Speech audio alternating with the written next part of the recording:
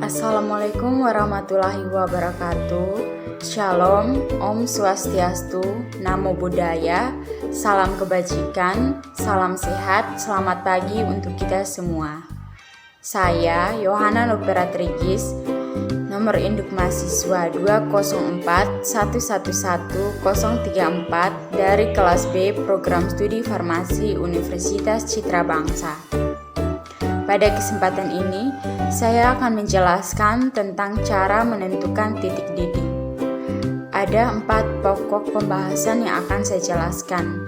Yang pertama, ialah dasar teori titik didih. Yang kedua, alat dan bahan yang digunakan dalam menentukan titik didih. Yang ketiga, prosedur kerja dalam menentukan titik didih. Yang keempat, ialah hasil dan pembahasan. Baik, kita langsung saja ke pokok pembahasan yang pertama, yakni dasar teori titik didih. Titik didih dapat didefinisikan sebagai suhu atau temperatur di mana tekanan uap suatu zat cair sama dengan tekanan eksternal yang dialami oleh cairan tersebut. Berdasarkan nilai titik didih zat terlarut, larutan dibagi menjadi 2, yakni titik didih zat terlarut lebih kecil daripada pelarutnya sehingga mudah menguap, misalnya O2, NH2, H2S, dan alkohol di dalam air. Yang kedua ialah titik didih zat terlarut lebih besar daripada pelarutnya sehingga saat dipanaskan pelarutnya lebih cenderung menguap. Kenaikan titik didih bergantung pada jenis pelarut dan konsentrasi larutan dan tidak bergantung pada jenis zat terlarut. Titik didih senyawa golongan alkohol lebih besar daripada titik didih senyawa golongan alkana. Begitu pula titik didih air lebih besar daripada titik didih aseton. Secara tidak langsung, titik didih dapat digunakan untuk menentukan daya tarik antar molekul di dalam cairan.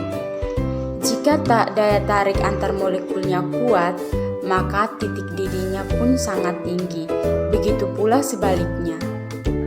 Ketergantungan titik didih pada gaya tarik antar molekul dapat kita lihat pada titik didih beberapa senyawa halogen dari unsur-unsur 4A, 5A, 6A, dan 7A.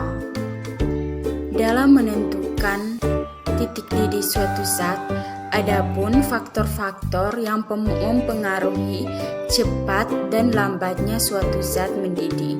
Yang pertama ialah pemanasan harus dilakukan secara bertahap sehingga memperoleh interval yang tidak terlalu panjang. Yang kedua, tekanan udara mempengaruhi titik didih suatu zat. Yang ketiga, banyak zat yang digunakan. Banyak zat yang digunakan mempengaruhi proses titik didih, di mana semakin banyak zat yang digunakan akan memperlambat proses pendidihan sehingga titik didihnya meningkat. Baik, pokok pembahasan yang kedua ialah alat dan bahan yang digunakan dalam menentukan titik didih. Yang pertama ialah alat. Alat yang digunakan adalah kapiler yang salah satu ujungnya tertutup. Yang kedua ialah pemanas. Yang ketiga, klem dan standar. Yang keempat, gelas kimia. Yang kelima, tabung reaksi kecil. Selanjutnya ialah bahan. Bahan yang digunakan dalam menentukan titik didih adalah yang pertama, parafin. Yang kedua, etanol. Yang ketiga ialah butanol.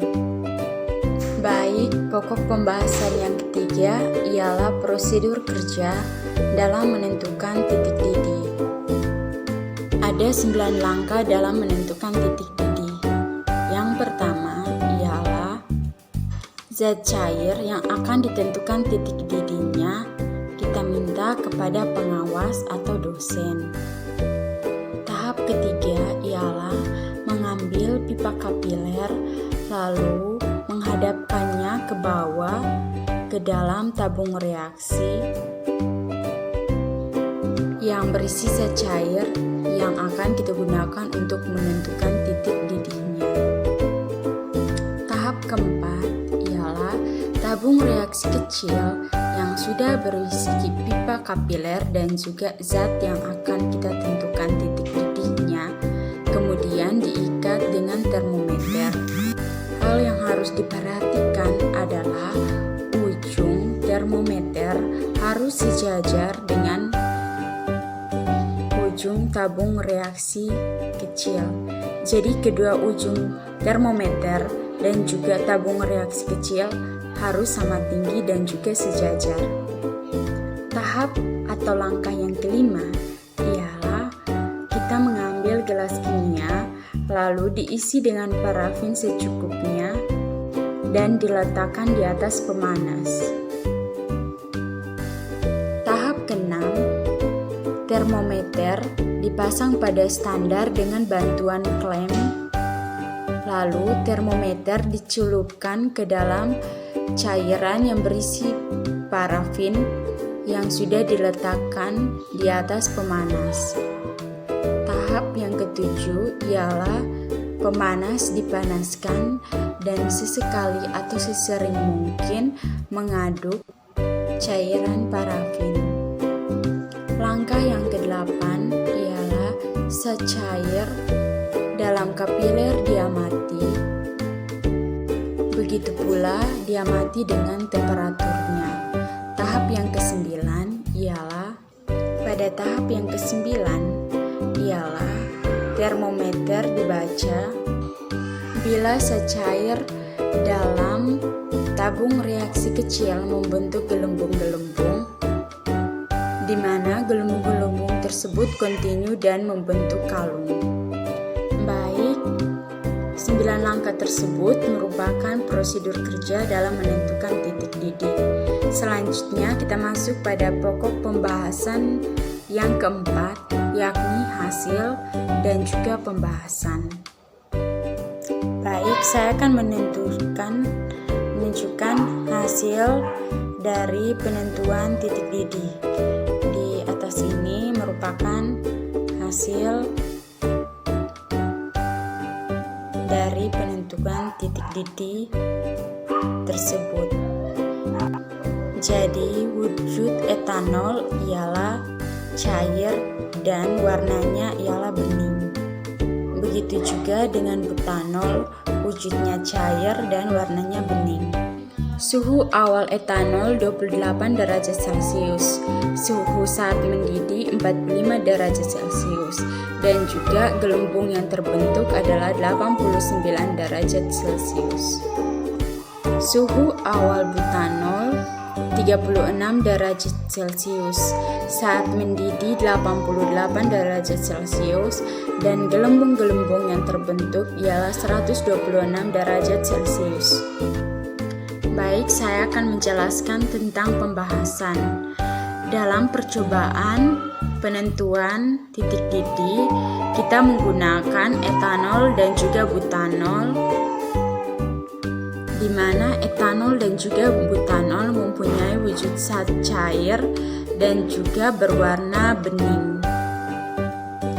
Dalam teori, titik didih etanol ialah 78,4 derajat Celcius, sedangkan butanol adalah 117,6 derajat Celcius. Pada etanol, suhu awalnya 28 derajat Celcius, mulai mendidih pada suhu 45 derajat Celcius, dan mulai terbentuk gelembung-gelembung kontinu pada suhu 89 derajat Celcius. Dari data ini didapatkan range yakni 45 derajat Celcius hingga 89 derajat Celcius. Pada butanol, suhu awalnya 36 derajat Celcius, mulai mendidih pada suhu 88 derajat Celcius dan terbentuk gelombang-gelembung kontinu pada suhu 126 derajat Celcius. Dari hal ini, kita dapat menentukan range-nya, yakni 88 derajat Celcius hingga 126 derajat Celcius. Jadi, faktor-faktor yang mempengaruhi titik didih adalah tekanan. Baik, dapat dilihat penjelasannya di atas. Baik, faktor yang mempengaruhi faktor yang kedua ialah jenis molekul. Penjelasannya juga dapat dilihat di atas. Baik, itulah hasil dan pembahasan dalam penentuan titik didih. Kesimpulannya ialah titik didih adalah suhu yang tekanan uapnya sama dengan tekanan uap di atas permukaan zat cair. Adanya ikatan hidrogen mempengaruhi titik didih.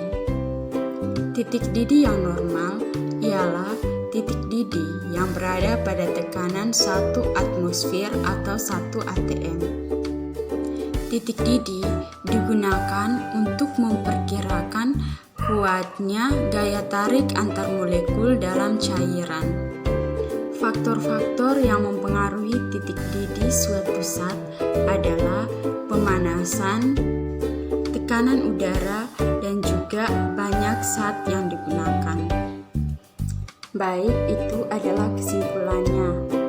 Sekian penjelasan saya tentang cara menentukan titik didih. Semoga 4 pokok bahasan yang telah saya jelaskan dapat berguna untuk kita semua. Sekian dan terima kasih, semoga bermanfaat. Assalamualaikum warahmatullahi wabarakatuh. Shalom, Om Swastiastu, Namo Buddhaya, salam kebajikan, salam sehat, selamat pagi untuk